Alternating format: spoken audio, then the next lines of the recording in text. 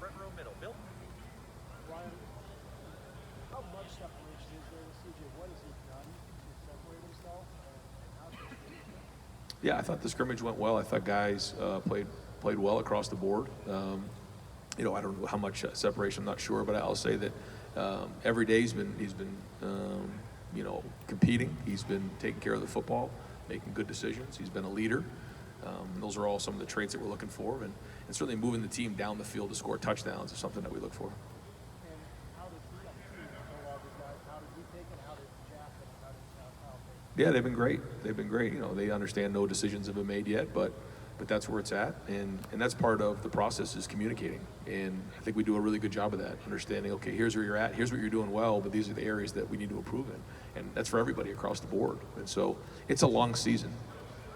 That's what I think all those guys understand, and will continue to understand, is that we're talking about going all the way to January.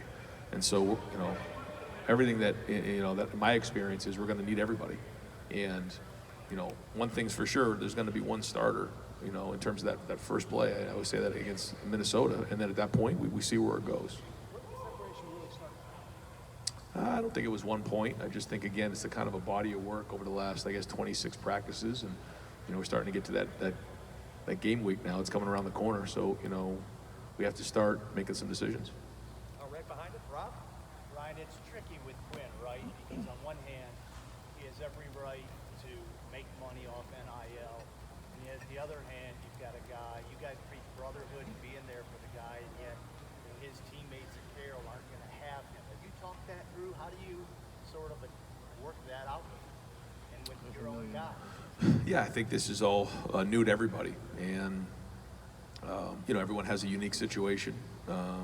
And I know it was hard for him to leave his high school teammates. I know it was very, very hard for him to say goodbye to his high school coach. They were very, very close, and it's just one of those things that we have to start embracing different situations like this. And I know our guys are going to do the same thing. They'll embrace him on the team. It's again not something that we haven't had different high-profile guys come into the program, and that happens here. And so he'll do a good job of kind of working his way in, earn the respect of the team, and they'll embrace him. Right behind him, Patrick? Ryan, we were asking Kevin last week about Kevin Wilson, about mobile quarterbacks. Obviously, that's been a big thing. Even with Dwayne, he still was able to move. How important is that to have from these guys, whoever wins the job, and how are you seeing that part of their game come along? Yeah, we look at it like the first thing you have to be able to do is be accurate with the ball and be a great decision maker. That's first and foremost, because we have to be able to throw the football. But if you can create with your feet, if you can extend, if you're athletic enough to read a defensive end and win 80% of the time, then that's good enough. Anything on top of that, like Justin, is kind of gravy. So everybody that we recruit has to have some sort of athleticism in some way, shape, or form. I wouldn't categorize Dwayne as a dual threat, but he did it enough to get the job done. And I think these guys can do the same thing. Over here to the far right, Dylan? Last week you mentioned that it was a big week in terms of establishing an identity for the team.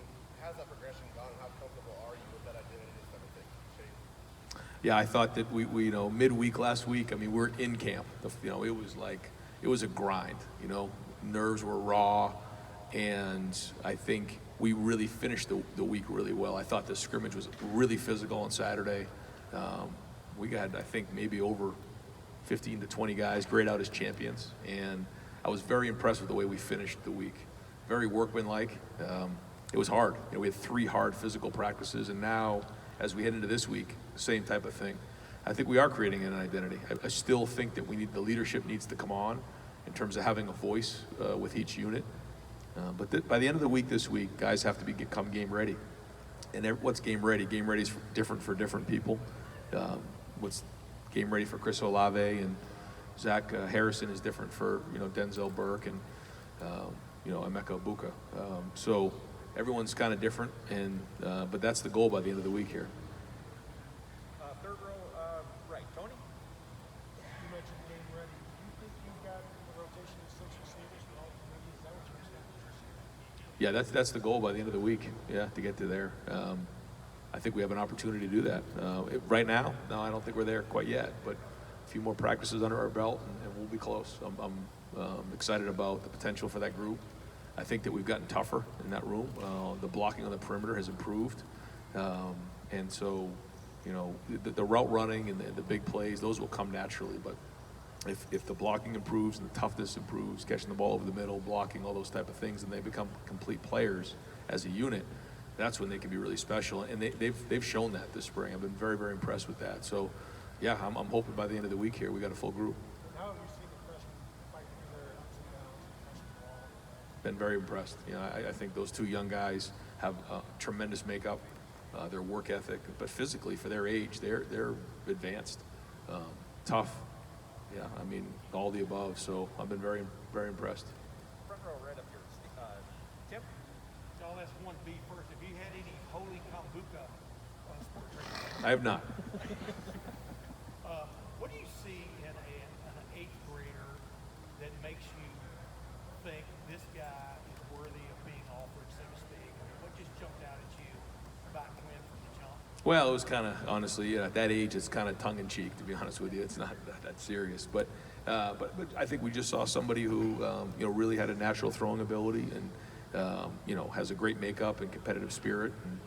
And so, you know, when you combine all those things and then playing at a great school with a great program and what he's done there, add all those things up, it's a great, package. But even today, did his arm jump out at you? I mean, did his throwing ability, what caught your eye about him today? Like I said, he's just trying to figure out where to stretch out right now. So, you know, we'll see. We're a long way from all that.